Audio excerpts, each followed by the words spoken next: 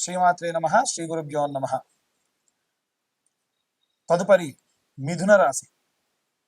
ఈ యొక్క షష్టగ్రహ కూటమి పూర్తయిన తర్వాతకి పంచగ్రహ కూటమి అనేటువంటిది ఉందండి.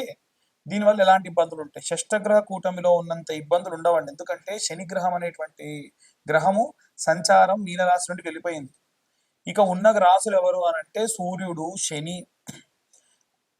వెళ్ళిపోయాడు. సూర్యుడు, శుక్రుడు, రాహువు, బుధుడు, చంద్రుడు. చంద్రగ్రహ గమనం అనేటువంటిది కూడా మారుతూ ఉంది. ఇక ఉన్నటువంటి గ్రహ సంచారాలకు సంబంధించి సూర్యగ్రహం ఎవరైనా గవర్నమెంట్ ఎంప్లాయీస్కి సంబంధించి అనుకూలమైనటువంటి పరిస్థితి. బుధుడు వ్యాపారానికి సంబంధించి అనుకూల ప్రతీతి. దశమ స్థానంలో ఈ గ్రహాలు ఉండడం ఒక రకంగా వీరికి మంచిది. శుక్రుడు కళలు, రాజకీయాలు, సినీ రంగాల వారికి చాలా బాగుంటుంది. ఇక రాహు ఒక్కడు వీళ్ళతో పాటు ఉండడం వల్ల దగ్గర దాకా వచ్చింది వెళ్ళిపోతుంది. 80% పని వీళ్ళు చేస్తే 10% పని ఇంకెవరో చేసి క్రెడిట్ తీసుకెళ్ళిపోవడము, నోటి దాకా వచ్చింది వెళ్ళిపోవడం, ఇలాంటివి రాహుగ్రహం చేస్తాడు. అలాగే ఈ యొక్క పంచగ్రహ కూటమిలో సూర్యుడు, బుధుడు, అలాగే శుక్రుడు, రాహువు, కుజుడు. ఈ కుజగ్రహానికి సంబంధించి వీలైనంత వరకు కూడా రోగ పీడోపశాంతయే, ఎటువంటి వ్యాధులు రాకుండా ఆరోగ్యంగా ఉండడానికి కాపాడుతూ ఉంటారు. కాబట్టి వృద్ధులు, ముఖ్యంగా ఇవి ఎక్కువ ఇబ్బంది పడే వాళ్ళు వృద్ధాప్యంలో ఉన్నటువంటి వాళ్ళు. కాబట్టి వీలైనంత వరకు కూడా ఎవరైనా ఓల్డ్ ఏజ్లో ఉన్న వాళ్ళు జాగ్రత్త వహించండి. అనవసరమైనటువంటి తాపత్రయానికి వెళ్ళకండి. అనవసరమైనటువంటి మందులు వేసుకోకండి. అనుమానంతో కొంతమంది మందులు వేసుకుని ఇబ్బంది పడేటువంటి అవకాశం ఉంది. ఇక అన్ని వర్గాల వారికి సంబంధించి ఒక మంత్రం చదివితే విశేషమైనటువంటి ప్రతిఫలం దక్కుతుంది.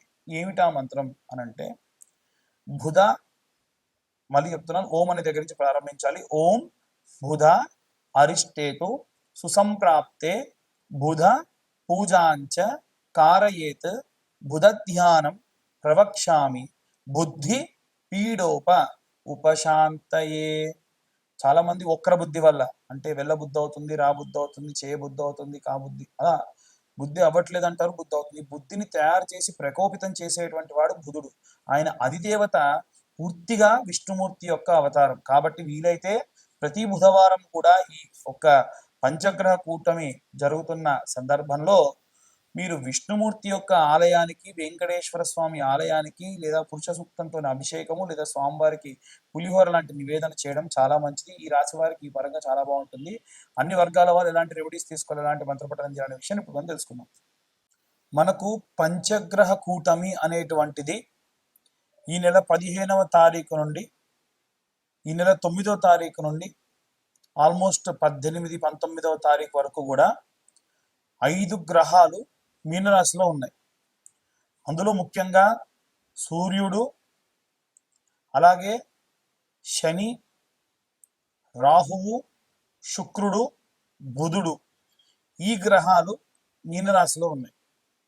మీనరాశి వారికి ప్రత్యేకంగా, అంటే ఒక్క మీనరాశి వారికి వదిలేస్తే మిగిలిన అన్ని రాశుల వారికి కూడా చాలా విశేషమైనటువంటి ఈ యొక్క గ్రహ సంచారం అనేటువంటిది చాలా హెల్ప్ అవుతుంది. కొంతమందికి నో లాస్ నో ప్రాఫిట్గా కూడా ఉంటుంది.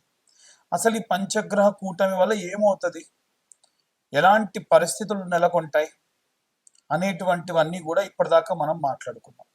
అయితే ఈ యొక్క పంచగ్రహ కూటమి 17వ తారీఖు పూర్తవుతుందో లేదో 25వ తారీఖు, అంటే సూర్య గమనం అనేటువంటిది ప్రారంభమవుతుంది.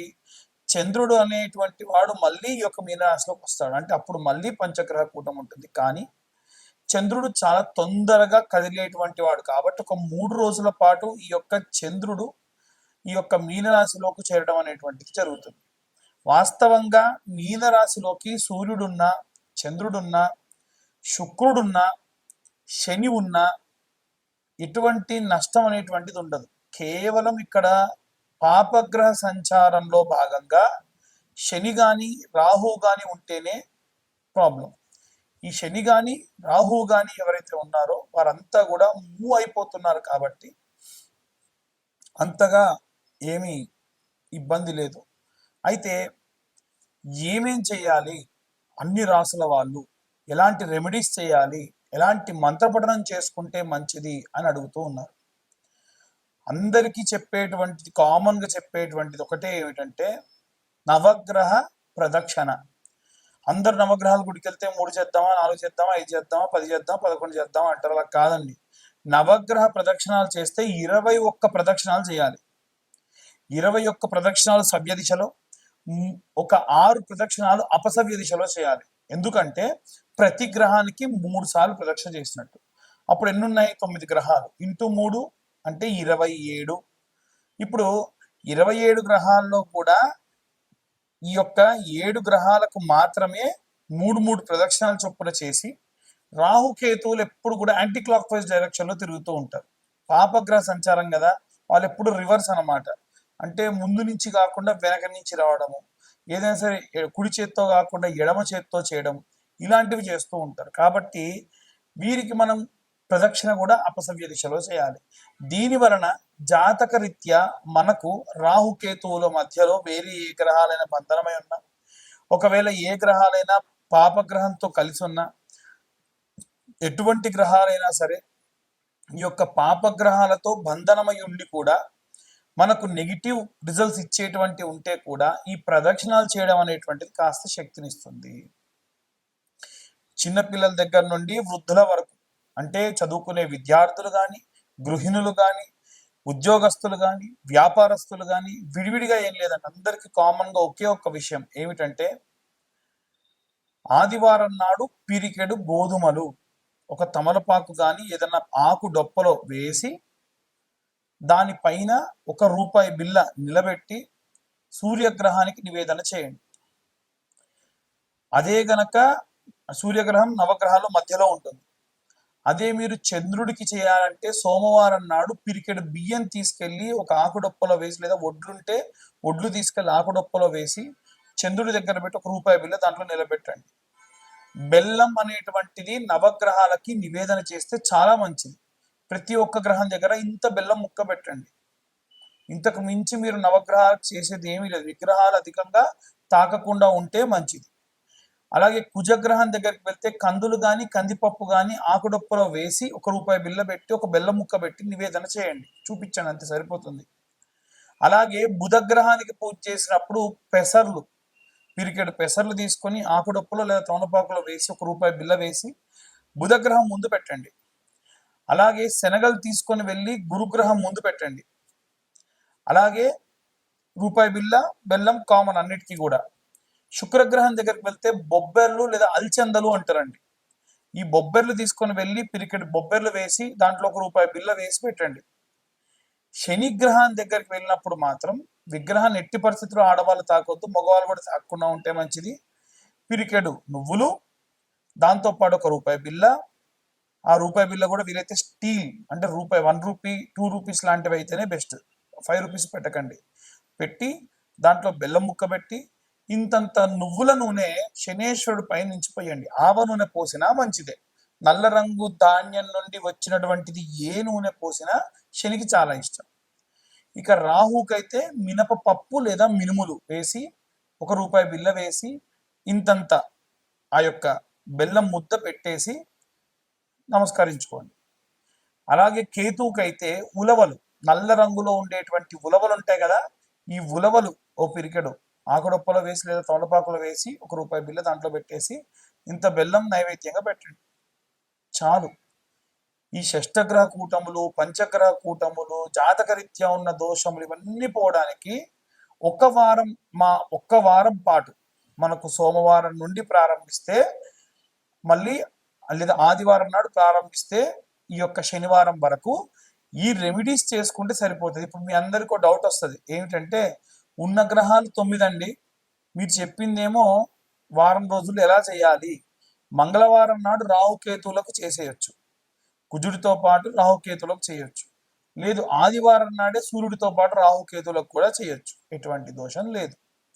ఇక అందరూ మంత్రపఠనం చేయాలి అనంటే ఏం చేయాలి అనంటే, ఓం ఆదిత్యాయ చ సోమాయ మంగళాయ బుధాయ చ గురు శుక్ర శనిభ్యశ్చ రాహవే కేతవే నమః అనే మంత్రం చదువుతూ ప్రదక్షిణాలు చేయాలి.